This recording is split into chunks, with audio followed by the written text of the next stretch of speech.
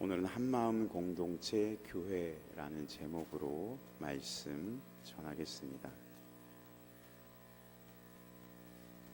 우리의 마음은 어떻습니까? 한 마음으로 이 자리에 앉아 계십니까? 우리는 한 마음 한 뜻으로 교회와 하나님 나라를 위해서 섬기고 있습니까? 아니면 나의 생각과 자기 의로 가득 차 있지는 않습니까? 우리 사회는 최소한 수십 년 동안 분명한 그림으로 서로 갈려져 있는 것을 전 국민이 볼 수 있도록 방송해 왔습니다. 어제 21대 대통령 선거가 끝났습니다. 매번 선거 때마다 개표 결과를 우리나라 지도를 통해서 알려줍니다. 그럴 때마다 우리나라는 각 정당의 색깔로 뚜렷하게 각각 지역이 나뉘어져 있음을 한눈에 볼 수 있습니다. 제가 개표 방송을 시청하기 시작했던 것이 87년입니다. 87년 13대 대선부터 어제 21대 대선까지 수많은 대통령 선거를 지켜봤는데요. 거의 40년 가까이 우리나라는 각 지역이 지지하는 정당의 색깔로 나누어져 있음을 언론이 매번 알려주었습니다. 오늘은 분열과 대립의 시대입니다. 세대와 세대가 나누어지고 계층과 계층이 나누어져 있습니다. 그에 따라 생각과 행동이 너무나 다릅니다. 같은 보다 차이를 드러내는 것이 바로 시대의 정신이 되어 버렸습니다. 이 시대가 이야기하는 것이 나는 나, 나는 너와 달라라는 메시지입니다. 세상과 교회의 관계 또한 다르지 않은데요. 세상은 교회를 부정적으로 바라보고 또 적대시하는 상황까지 이르렀습니다. 이런 위기 속에 교회가 믿음을 지키고 한마음 공동체가 되기 위해서 무엇이 필요할까요? 성경에 나타난 교회의 모습을 살펴보는 것이 우선 필요합니다. 오순절을 경험한 초대교회는 권능이 개인과 공동체에 임했습니다. 성령의 임하심으로 모든 개인과 공동체가 성령의 은혜 안에 하나가 되는 것을 경험했습니다. 나면서부터 걷지 못했던 사람이 일어난 첫 병 고침의 기적은 성령이 임하시면 받는다고 하신 그 권능의 현시였습니다. 그러나 강팍한 유대교 지도자들은 그리스도의 죽음과 부활을 전하는 제자들을 핍박하기 시작했습니다. 사두개인의 선동으로 박해가 시작되고 또 사도들이 사내들인 공회에 소환되었습니다. 사도들이 풀려나기는 했지만 사도들과 교회는 여기에 대한 대책을 세워야 했습니다. 이러한 큰 대적의 위협 앞에 초대교회는 과연 어떻게 했을까요? 그리고 초대교회는 어떠한 공동체였을까요? 첫 번째로 초대교회는 한마음으로 기도하는 공동체였습니다. 우리 함께 따라해 볼까요? 한마음으로 기도하는 공동체. 아멘.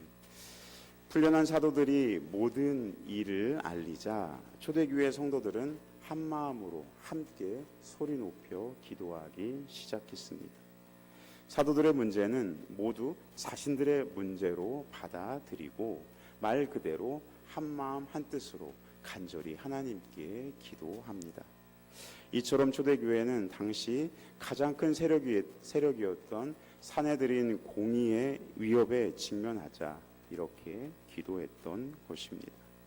이것을 통해 교회가 위협이나 핍박에 맞서기 위해서는 기도해야 함을 알 수 있습니다.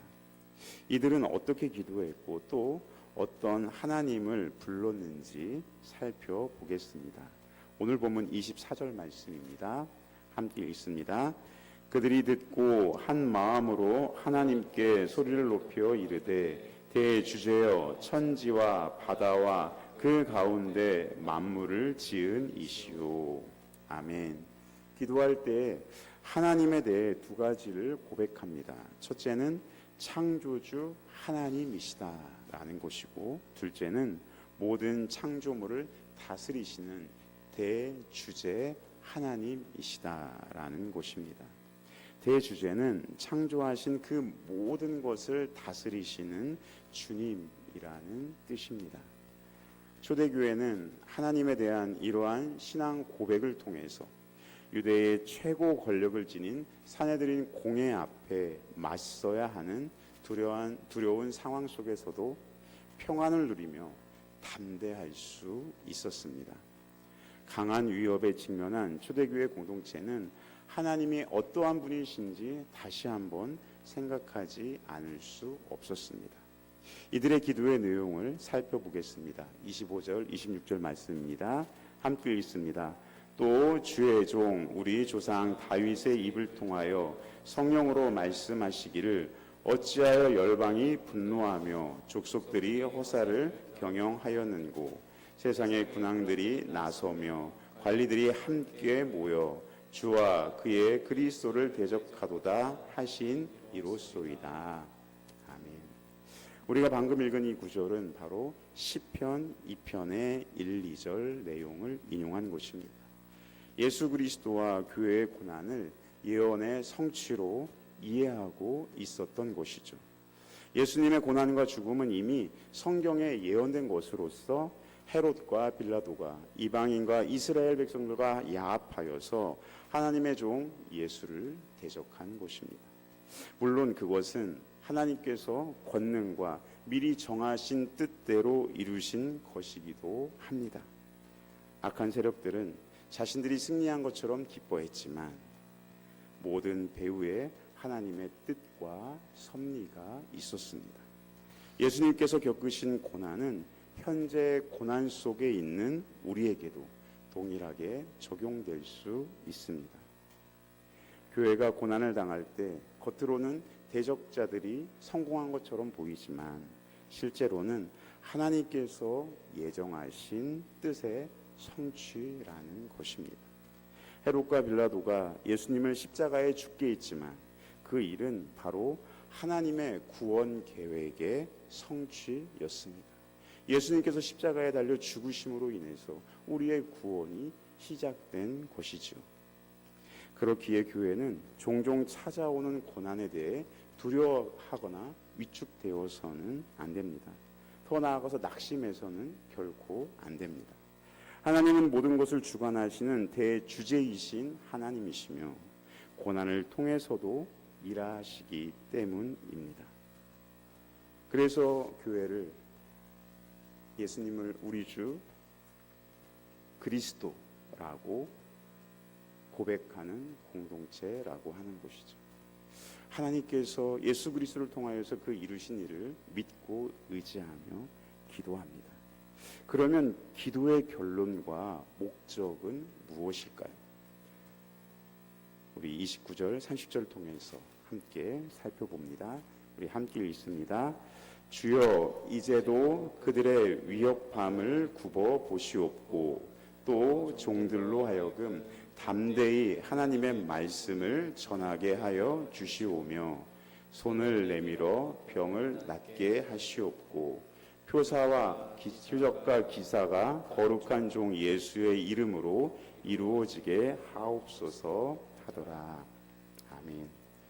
교회가 모여 기도하는 것 중에 가장 중점적으로 구하는 것은 바로 담대히 하나님의 말씀을 전하는 것입니다.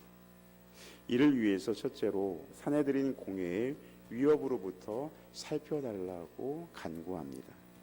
하나님께서 미리 정하신 뜻대로 그들의 대적을 처리하실 것입니다. 둘째로 이런 위협 앞에서도 담대하게 하나님의 말씀을 전할 수 있도록 기도하고 있습니다. 창조주이시며 대주제이신 하나님이 우리와 함께 하신다면, 교회와 함께 하신다면 담대하게 하나님의 말씀을 전할 수 있기 때문입니다. 셋째로 이렇게 복음을 전할 때 병의 치유와 표적과 기사가 나타나기를 기도합니다. 세상은 예수님이 주와 그리스도 되심과 그분의 십자가 사역에 대해서 무지할 뿐만 아니라 세상에는 강력한 적들이 존재하고 있습니다.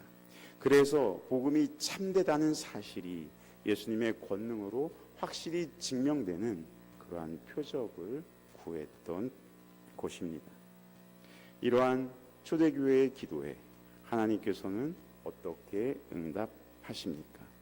오늘 말씀 31절입니다. 우리 함께 읽습니다. 빌기를 다음에 모인 곳이 진동하더니 무리가 다 성령이 충만하여 담대히 하나님의 말씀을 전하니라. 아멘. 하나님의 임재는 기도의 응답입니다. 여기서 모인 곳이 진동하였다는 것은 대주제이신 하나님께서 교회의 기도를 들으셨다라는 것이고 또 응답하셨음을 상징하는 표현입니다. 오늘 한 장로님으로부터 핸드폰 문자 메시지를 받았습니다. 어수선한 사회 분위기 속에서 나는 기도할 뿐이다 라는 내용이었는데요. 오직 하나님만 의지하며 믿음을 지키기 위해 기도하자라는 격려로 이해했습니다. 교회가 먼저 깨어 기도해야 하고 또 하나님만 의지함으로 그리스도 안에서 하나된 공동체를 이루어 가야 합니다. 이러한 기도의 응답은 무엇으로 나타납니까? 바로 온 교회가 다 성령 하나님으로 충만하여서 담대히 하나님의 말씀을 전하는 곳입니다. 성령이 충만할 때 강한 대적들을 두려워하지 않고 담대히 하나님의 말씀, 곧 예수 십자가 복음을 전할 수 있습니다. 성령이 임하시자 각 나라의 언어로 하나님의 큰 일을 말했던 제자들의 모습, 그리고 사내들인 앞에서 성령 충만하여서 두려움 없이 복음을 외쳤던 베드로의 모습, 이것들을 생각해 보십시오. 우리가 하나님의 말씀을 전하기에 앞서 주저하는 것이 이렇게 사도들이, 제자들이 겪었던 위협에 비할 정도로 큰 위협입니까? 대부분은 그렇지 않을 것입니다. 그럼에도 불구하고 우리는 하나님의 말씀을 담대히 전하지 못합니다. 그래서 우린 다시 기도해야 합니다. 마음을 합하여 함께 기도하고 그 성령님께서 주시는 마음으로 우리 공동체가 하나가 되어야 합니다. 초대교회 신자들은 핍박 중에 더욱 한 마음이 되었습니다. 시련이 올 때 좌절하기보다는 하나님의 뜻을 구해야 합니다. 만왕의 왕, 만유의 주 되신 하나님이 모든 것을 다스리고 계시다면 지금 우리의 문제도 동일한 주님의 권능의 손 안에 있음을 우리가 믿어야 합니다. 사도들에게 박해의 소식을 들은 신자들은 핍박을 피하기 위해서가 아니라 역경 중에서도 사명을 감당하기 위해 기도했습니다. 하나님께서 이 핍박이 사라지게 해주십시오라는 기도라기보다는 하나님의 그 은혜 안에서 핍박 가운데에서도 우리에게 맡겨주신 사명을 감당하게 해주십시오라고 기도한 것입니다. 제가 군 생활할 때 별명이 바울이었어요. 별로 좋아하진 않는데 그래서 고바울이라고 우리 선배라고 해야 되나? 선임병들이 불렀어요. 제가 그래도 이제 소총 메고 행군 가고 훈련했던 그러한 군인다운 군인의 모습으로 군 생활을 했는데요. 근데 날씨가 늘 좋은 건 아니잖아요. 그 행군 갈 때 아무런 보호장구도 없는데 갑자기 비가 와서 숲속으로 비를 피했습니다. 그때 고바울을 불렀어요. 고바울 너 기도해야지. 그래서 어떤 걸 위해 기도해 드릴까요? 그러니까 비가 좀 그치게 좀 해달라고. 너 하나님이랑 친하지 않니? 그래서 제가 군대인데도 불구하고 생각이 없었는지 기도는 해드리겠습니다. 하지만 비가 그치는 것이 아니라 이 폭풍 가운데에서도 우리가 이겨낼 수 있는 강인함을 달라고 기도하겠습니다 라고 이야기했습니다. 지금 생각으로는 그렇게 하면 안 됐나 했는데 그 위에 저에게 가해진 위협은 아무것도 없었어요. 그런데 지금 저의 신앙의 모습은 과연 그러고 있는지 좀 돌이켜볼 때가 있습니다.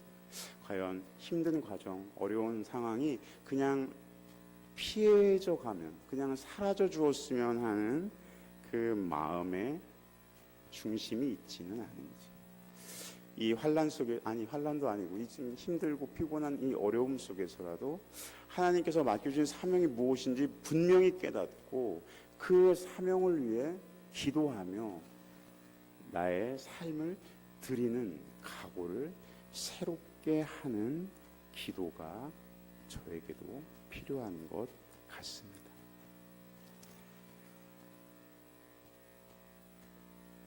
사도들에게 박해의 소식을 들었던 신자들, 초대교회 성도들이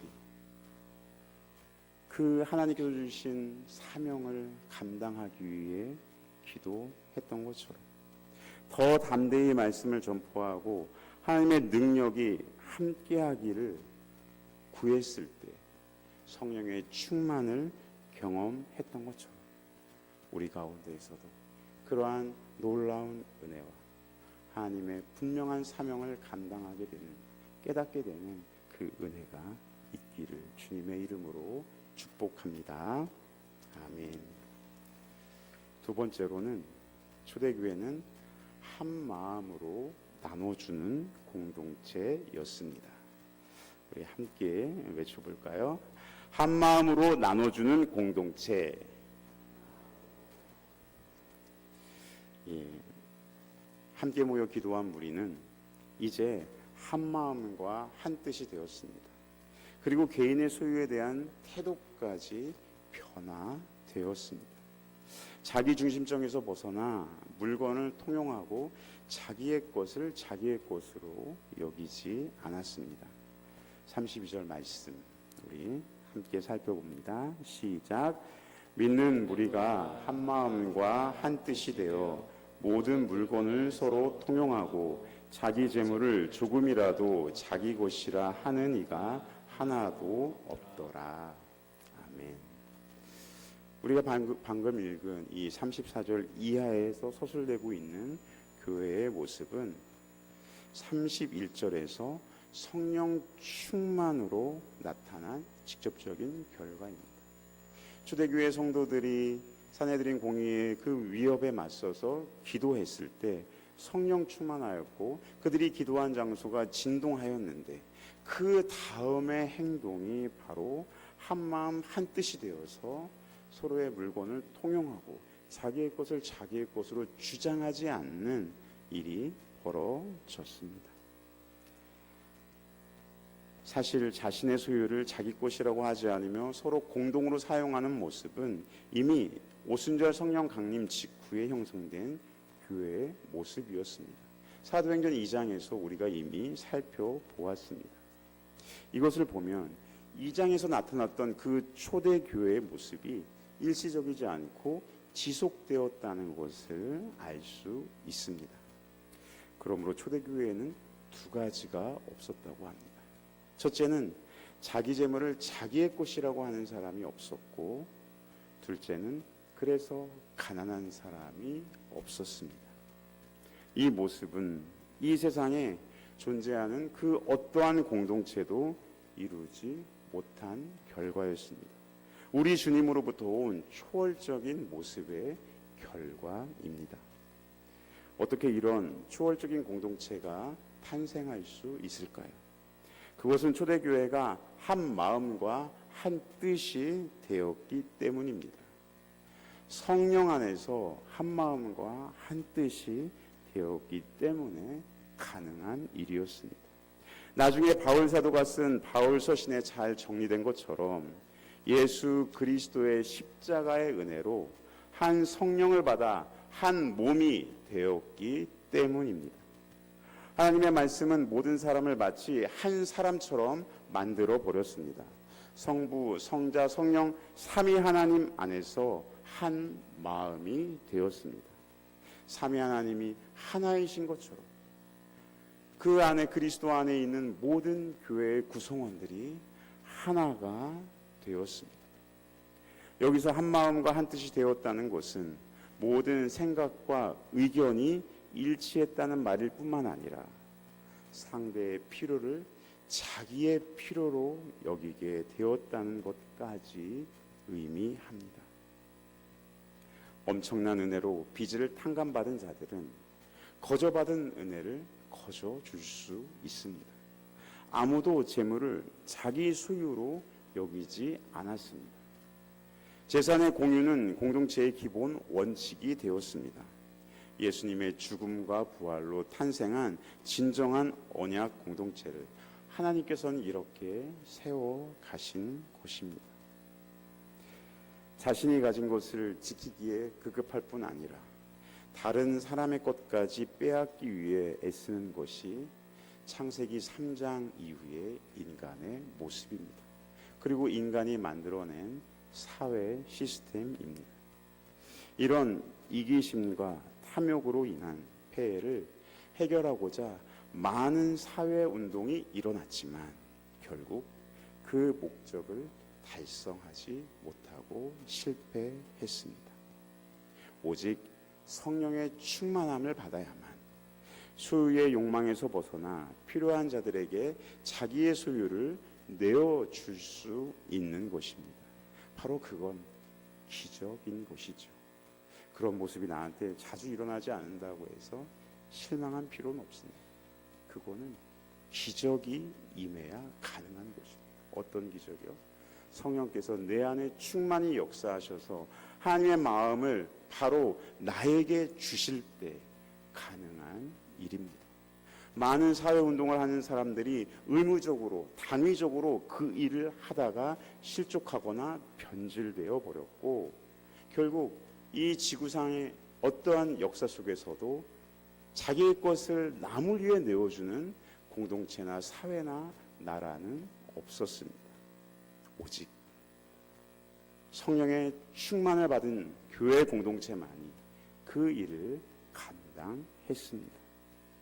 말씀으로 하나님의 은혜를 경험하면 궁핍한 자들을 자발적으로 도와주고 자기 소유를 공유하는 그 희생에 동참하게 됩니다. 이곳이 바로 예수님이 만드신 가난한 자가 없는 하나님 나라의 모습입니다. 예수님 안에서 세상에 없는 진실로 하나가 된 공동체가 바로 우리 동인 공동체가 되기를 주님의 이름으로 축복합니다. 아멘. 세 번째로 초대교회는 한 마음으로 위로하는 공동체였습니다. 우리 한번 함께 외쳐봅시다. 한 마음으로 위로하는 공동체. 저도 잘 안 되네요. 다시 한번 해보겠습니다. 한 마음으로 위로하는 공동체. 아멘. 구브로 출신의 레위족인 요셉은 바나바, 즉 위로의 아들이란 별명으로 오늘 본문에서 소개되고 있습니다. 그는 자기 소유를 팔아 사도들에게 드렸습니다. 구제에 좋은 본보기를 보인 바나바의 헌신은 이후에 나올 탐욕과 위선으로 가득한 아나니아와 삽비라의 예와 대조를 보입니다. 바나바는 사도 바울의 귀한 동역자가 되어서 바울을 사도들과 이어주고 또 안디옥 교회의 동역자로 바울을 초청해서 함께 전도 여행을 떠났습니다. 그리고 마가를 끝까지 품어주기도 했습니다. 구브로 출신의 레위족인 바나바를 굳이 이렇게 구체적으로 언급하는 이유는 무엇일까요? 하나님은 말씀에 순종한 수많은 사람들을 통해서 하나님 나라를 이루어 가신다는 그 사실을 보여주기 위함입니다. 바나바는 하나님의 말씀에 순종해서 자기 소유를 팔아서 구제하는 구체적인 예로 등장합니다. 바나바가 유독 특별하거나 놀랍게 헌신해서가 아니라 보편적인 초대교회의 신자들이 다 그래야 했습니다.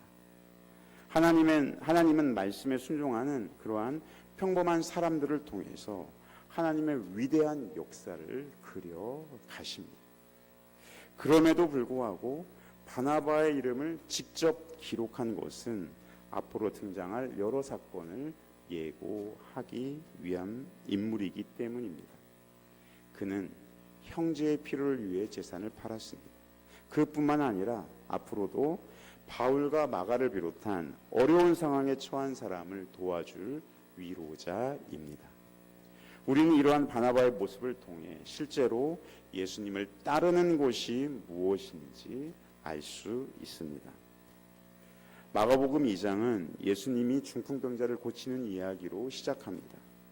예수님이 계신 집에 사람들이 몰려와서 문 앞까지도 들어올 수 없는 상황 속에서 네 사람이 한 중풍병자를 메고 예수님께로 나아옵니다.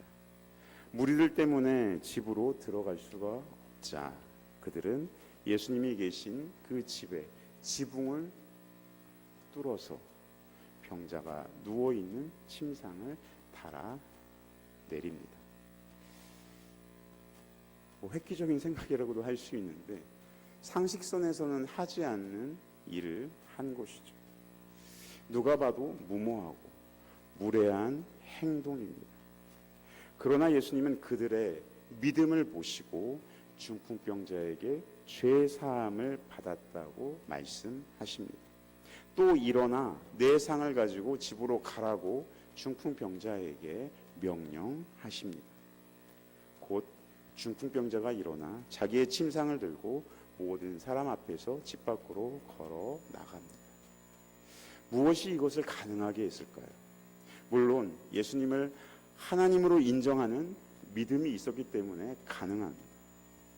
그리고 더 나아가 이것을 가능하게 한 것은 이웃의 아픔을 나의 것으로 여기는 위로와 섬김의 마음이 있었기 때문에 가능한 기적이었습니다.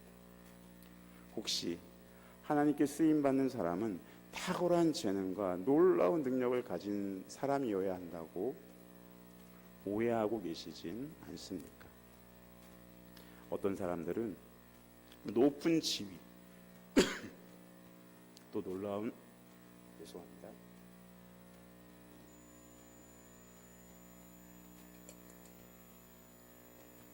놀라운 능력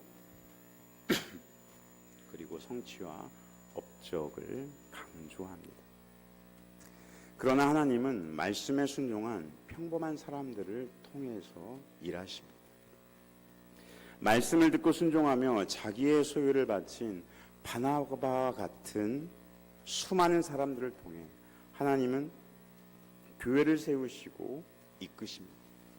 2000년의 교회의 역사가 이것을 증명하고 있습니다. 우리도 바나바라는 별명처럼 어떤 사람의 위로자가 될 수 있습니다. 여전히 우리 주위에 가난하고 소외당하는 이웃들이 있습니다. 교회 안에도 있고 교회 밖에도 있죠. 그들을 우리가 위로하고 구제하는 것이 바로 하나님의 뜻이며 주님의 일입니다.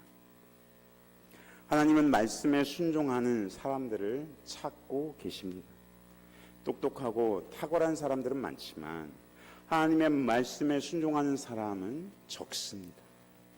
말씀을 듣고 순종하는 사람에게 복이 임합니다.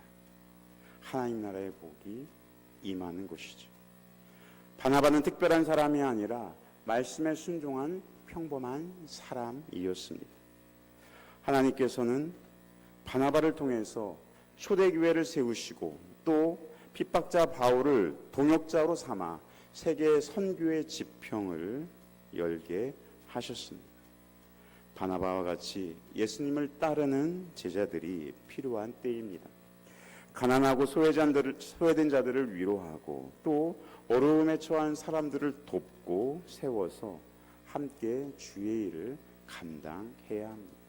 우리에게 어려운 일, 슬픈 일 당한 지체들이 있다면 그들에게 그 위로의 그 한마디를 하는 것이 바로 하나님의 일을 감당하는 시작인 것이죠.